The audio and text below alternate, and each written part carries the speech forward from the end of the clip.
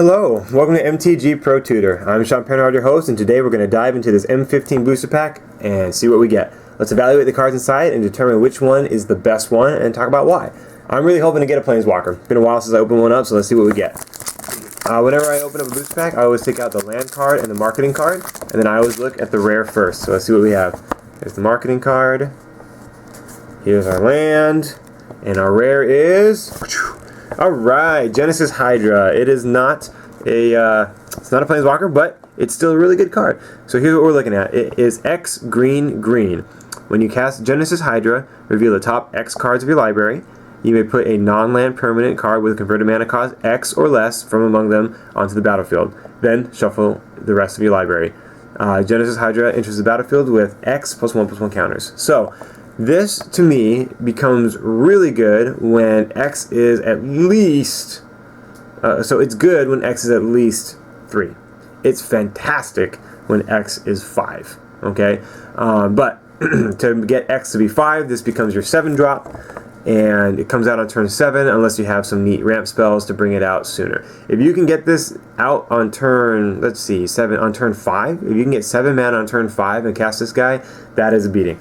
Because you should hopefully be able to hit some other large creature that you have, some other large permanent that you have, and really have a board shifting event on turn 5. So I would first pick this, and then I would grab some acceleration. I would get an Elvish Mystic. I would get maybe even a Verdant Haven, and I would just look for ways to ramp out and get this guy out as soon as possible.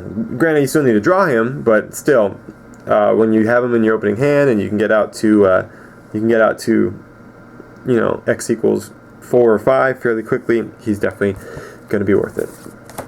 So Midnight Guard's nice. It's a 2/3 for 3, so that is solid. I mean, that carries its own weight. A 2/3 for 3 is good, and he has the added ability of having pseudo vigilance, so you can attack with him, and then on your second main phase, you can play a creature and he untaps, therefore being able to block. So that's nice. You can also attack with him, and when your opponent plays a creature, he untaps and is able to block. So he's really good. Not a first pick, but definitely fills the 3 spot in a white deck very nicely. Void Snare, return target non-land permanent, so not just a creature. You can do a Planeswalker, you can do an artifact, you can do an enchantment, non-land permanent to its owner's hand. Now, it does cost 1 blue, so same as Unsummon. However, it is a sorcery, not an instant. So that's the trade-off that you're getting. Instead of Unsummon, which is an instant speed only for creatures, you get target non-land permanent at sorcery speed. Clear the Path, definitely not a high pick. You destroy target creature with Defender. So, I mean, I would never pick this card. I would let this card be passed to me, and I would only sideboard it in if my opponent is playing an inordinate amount of walls. So Siege Worm, this is good for green-white Convoke, because you know, you can get a bunch of little tokens out with Triplicate Spirits, raise the alarm, and then pop out a Siege Worm earlier than normal. It's a 5/5 with trample for 7 mana. I mean, you really want to be able to convoke this guy in sooner than turn 7. So Zosh Shades. Shades are usually black promoters, so they like it when you play black. This Shades all pump, and this one pumps for 2/2/2 with 2 and a black. Meditation Puzzle, I'm not a big fan of this card at all. I'm not a big fan of cards that only give you life gain, and the reason why is because if all you do is gain life, all you're doing is prolonging the inevitable. If your opponent has a better board state than you and they're pinging away at your life, and you play this and you get more life, what do you really do? They're still going to have a better board state than you because this has no effect on the board. So that's why I'm not a big fan of Meditation Puzzle. I don't like drafting it, and I definitely don't like playing them. Life gain is not bad. Like, if you have a card that affects the board and gives you life, like Restoration Angel, that's great. If your opponent is playing a super aggressive burn deck where, you know, they're using a bunch of spells to ping away at your life total, then a life gain card like this may be good. But for those reasons, I would put a card like this in my sideboard. I would not main deck this card because, generally speaking, you want to affect the board, and then if it gives you a life gain in addition to that, that's great. So Statute of Denial, if you're really into control type decks, you can pay 4 mana to counter a target spell, and if you control a blue creature, you can draw a card, then discard a card. So I mean, that's kind of nice. Gives you a little card selection. Maybe you don't want to. Maybe you don't want to discard a card, but the sad thing is this does not say you may. This says you. This says you must. So keep that in mind. But it's a good counterspell. It is a little expensive. You have to keep 4 mana open, which kind of might telegraph to your opponent that you got some tricks up your sleeve, especially as a blue mage. But it's it's a counterspell. So there you go. Kringo's Enforcer, 2/2 Intimidate with 3 mana. It does what it does. It's a goblin, and it gets in for damage as long as your opponent's not playing red. Marked by Honor, people have been playing this aura. It gives +2/+2 in Vigilance, so it really makes a creature quite relevant. So early game you have a 1 and a 2 drop, and throughout the course of the game you can't really attack with them anymore because your opponent has some strong 3 and 4 drops out. This will put those creatures back in action. You can put it on one of your early drops, and now all of a sudden you have an attacker, you have a blocker, especially if they have some kind of evasion.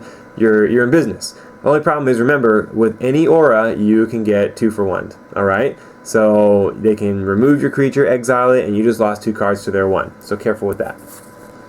Hydro Surge, virtually unplayable in limited. Don't cast. Don't draft it. Don't cast it. Not that good. All right, Broodkeeper. So this is part of the red-white enchantments deck that's out there, right? So you draft this, you get some Heliod's Pilgrims, you get some neat. You get some neat enchantments like Marked by Honor to throw on there. Every time that you attach an enchantment to Broodkeeper, you make a dragon. You make a 2/2 flying dragon with fire breathing. So that's neat if you can pump out a bunch of little enchantments. So if you can get things like Hammer Fist and things like that, then you're really in business with Broodkeeper. So, all right, Diffusion Sliver. This is a 1/1 for 2 mana, and basically it counters anything that targets your slivers is countered unless its controller pays 2 mana. So I'm not going to draft this. There's not enough slivers to make this worthwhile. So the white sliver is really good. The black sliver is okay, and this is just kind of mediocre. Probably the next best one, but still I'm not super excited about it for M15. Alright, so Brawler's Play. This is very interesting. It gives a creature +2/+2 and trample for 4 mana. The thing is, it's really expensive. The equip 4 is pretty steep. It's kind of prohibitive in my opinion. It's going to take 7 mana total to give a creature +2/+2 and trample. For 7 mana, I can cast a 5/5 with trample. You see what I'm saying? So not a big fan of this one. So I'm out on that. Okay, so as far as picks go, I liked the Broodkeeper. Marked by Honor, that's not a first pick in my opinion. Siege Worm is good. Definitely Genesis Hydra is our first pick here. Broodkeeper would be my second pick. Oh, sorry about that. So Genesis Hydra is my first pick. Broodkeeper is my second. And for a third, I tend to like creatures, but Marked by Honor is pretty good. Siege Worm, maybe? So, I don't know. What do you think the third pick should be? Do you agree that Genesis Hydra should be our first pick? Leave a comment below, ask a question below, let me know what you think of this pack and what you would first pick. Thank you so much for taking the time to watch this video. I hope you learned something, and I hope you get out there and win more drafts. I'm Sean Penrod, and we'll see you in the next pack.